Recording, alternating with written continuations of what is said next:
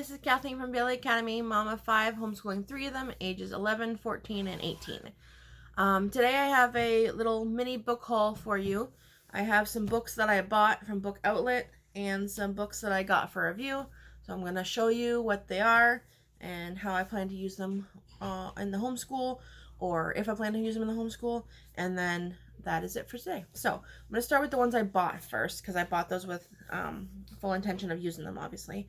So the first one I got is Ken Jennings' Greek Mythology. These junior genius guides are kind of cute. We read a dinosaur one a long time ago when we did dinosaurs. And so, although I don't know if we're studying Greek mythology totally, my daughter has been interested in it, so we may do like a little unit study on it. I haven't fully decided yet. So this has the different periods. It's like written like a class. So like first period, second period recess, third period art class, fourth period lunch, etc. And each one has like pictures and, or I should say, illustrations, and like it's a fun way to read it. So it's like very light and designed for kids. And they have these for lots of different topics. So if you like that style and you want a different topic, you can totally probably find it. So I got that. Either my daughter will read it on her own or we'll read it together, probably together for that. This is not a kid's book, and unfortunately I put a sticker on top of it. It's called Genius Makers. So Genius Makers, The Mavericks Who Brought AI to Google, Facebook, and the World by Cade Metz. And I bought this because my son, who is going into grade 9, will be doing computer science, and I thought this would be a perfect thing for him to read. And I mean, I want to read it too, so like we may read it together because he has issues with comprehension, or he may read it on his own and I just read it on my own time, whichever. So that's that one. It's definitely, like I said, an adult book, but he can read it. And I also got The Who, What, Why of Zoology, The Incredible Science of the Animal Kingdom. I had been looking at this when I planned zoology for my kids that they're doing this year, but I didn't want to pay full price, so even though zoology is almost done, when I saw it at Book Outlet, I grabbed it. We just started reading it, so far, maybe it's different at the beginning, but in the beginning it talks about what zoology is, and zoology then and now, which I thought was really cool. So it talks about how it was mostly men, and they mostly like had people ship specimens to them, and things like that, and now it's like women are included, and they use DNA and video chat and stuff like that. So it explains all that, but then most of it is talking about a different like biome, this first one's temperate forest, so it talks about different animals that you might find in that forest. And then the second page, sorry, my cat's being weird. Second page is things that zoologists are doing in those temperate forests to learn things. And the third page is like why they do some of these things, and it talks about like what's important. And then it goes to the next one, tropical rainforest. So we're in the middle of reading that. So so far I recommend that, although we're not done it yet, but like it's just definitely a good zoology extra. And then just to add a little extra, I found How to Stay Healthy, activities, exercises, and advice for a healthier, stronger body. Includes activity tracker poster. This is a very thin book, and I wasn't looking for something like this, but I always like extra things that are helpful. So it talks about your body's amazing, I like to move it, who's with you, special family fun, mix it up, delicious combos, grow your own, wonderful water, what happens when you sleep, go outside, body scanning, going to the doctor, going to the dentist, going to the optometrist, going to the hospital, taking medicines, help 911, basic first aid, bad for bodies cigarettes, bad for bodies alcohol, disability, wonderful me, and help resources. And it's in full color, and it has activities they can do right in the book. So that page there was talking about mixing it up with fruits, veggies, grains, protein, and dairy, and fresh water. And it tells you fill up the lunchbox below by drawing some of your favorite fresh snacks. You can use some of the ideas below.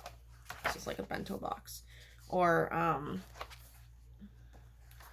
there's like a word search There's do you wear glasses? Draw your ideal set of frames in the box below. That's the optometrist page. Going to the doctor, talks about things that it'll be like. So this looks like it's designed for kids younger than mine. So I'm going to use what I want and maybe not write in the book so I can pass it on afterwards. And it looks like there's a little poster maybe or something. Of course it peels right off. I messed it up. Let's see here. What is this? It's something I can put up in my homeschool. I can figure out how to open it. Okay, let's turn it around so you can see here. 7 weeks of healthy. Make being healthy a habit. Choose things that make you healthy every day. Oh, okay, so this is like the challenge they were talking about. Use these wheels to track things you do each day that keep you healthy. Did you play sports, laugh a lot, eat lots of vegetables, write or draw something for each day? Do you notice any patterns? Well, that's cool. Actual little challenge. We might actually do that with my rising grade 6.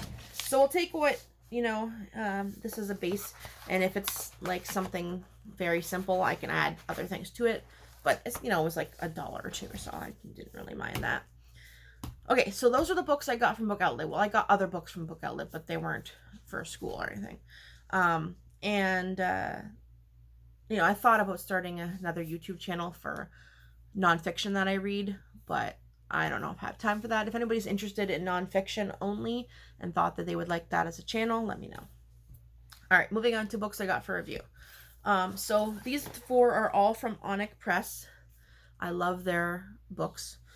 So first, the 2 picture books they sent me. This is The Biggest Small Thing. Now these picture books are like, obviously picture books can be used for older kids, but these ones are a bit younger. But I'm still going to read them with my kids and then just move them on. So this one is cute. This one's about this boy who loves science, and he's going to be a chemist when they grow up, he says. And at their classroom, they have a challenge. And they're challenged to take something small and make something big out of it. And so they talk about the different kids and how he can't seem to just make a decision on what he wants to do. And he's kind of like, not judging, but not so sure that some of with one kid's ideas are, sciencey enough. And then he eventually realizes he can use something he already invented before and just make it better. And then at the end, something happens when he's trying to, what's the word? Oh my gosh.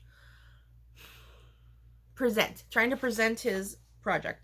And so somebody else ends up helping him, and I won't give you the whole end, but that's the basic gist of it. And he learns interesting facts about how science can be different ways, and there's different ways to approach science, which I thought was a cool thing to take from the book. So that's The Biggest Small Thing. I didn't show it. Did I show you the inside?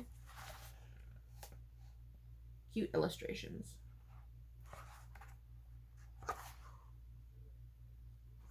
And at the back of the book, I like when they include things at the back of the book. There's how to build your own of the I guess I can say this. He builds a volcano. So build your own sparkly volcano. And then also it tells you how to do some of the other things that the other children made, so that you can try them out too. This one is When the Air Sang. And this book is about cicadas. Most people know that cicadas live in the ground and then come out after many years, sometimes up to 17. So that's what this book is about. This book's about the grandmother, I think it was. Yes. Great-grandmother teaching Annie about cicadas and her trying to be patient and wait for them because they're supposed to come out soon, but everything seems to be taking a long time. But yeah, it's basically just explaining what cicadas are to young children. And so we are learning about zoology, so we're going to learn about cicadas, although like I said, it's designed for younger kids. But that's okay. Sometimes a younger book is fun. 2 more. These 2 are graphic novels. I am not personally a fan of graphic novels, but I don't care if somebody else reads them. It's just not, I don't like to read them. And so I thought I'd give these a try. I'm reading them to do the review, but ideally I was hoping that my daughter, my youngest daughter, the one that's in grade 5 right now, would take to them because she's having trouble getting into books and having so much text. So I thought this would be helpful. So this is Astronautical. I'll read you the back, but I just want to show you the inside. So although I'm not a big fan of graphic novels, so far I'm loving the illustrations, and especially that it's smooth, glossy pages and bright colors. Much better than a comic, which tends to be like dry paper, like that. So that's what it says. A century after the strange explosion of planet Zephyr, brothers Max and Laurie help their father, Captain Cherryhair, deliver goods across the galaxy. When their father is suddenly kidnapped by the all-powerful star Cynosure, probably not how you say it, the brothers embark on a wild astronautical journey through space and time to get him back. With the help of a ferry boat captained by twin stars, a telekinetic turtle, and a planet overrun with rabbits, can Max and Laurie figure out the secrets of the broken planet and save not only their father, but the people of Zephyr too. It says it mashes up science and imagination. So I've actually read a very few pages of this so far, and it's so far interesting. I haven't gone really far into it, but definitely curious to see how that goes. Telekinetic turtle, that's a new one. So if your child likes space adventures and graphic novels, this would be one to try.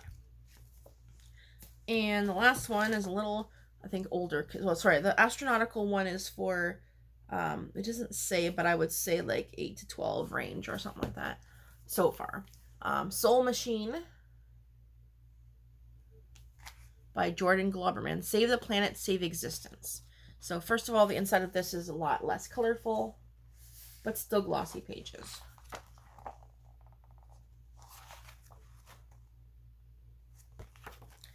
And it says, one girl's quest to save the family business means she might have to save existence itself. Chloe and her older sister make souls by hand. When their supply of breath, the raw material needed to make souls, runs dry, the evil McCorp tries to force them to franchise and make synthetic souls instead. Their only hope is for Chloe to find a new source in the daunting big city. When Chloe's journey takes unexpected turns and uncovers long-buried family secrets, she starts to question whether there's anyone she can trust and what reality even is. It's a metaphysical graphic novel inspired by Wrinkle in Time and Brave New World. Both books that I like Brave New World, and Wrinkle in Time I like less, but that's just not my type of book, that's all. So Soul Machine is more for, ages 12 and up. Definitely. And it is actually not published yet, but it is coming out soon. And the other ones may not be published yet either. But so if you can't find them and you're looking for them, that would be why. You might have to pre-order or just wait a little bit. But those should be out this in June. I don't think I have the paper for the other one right now.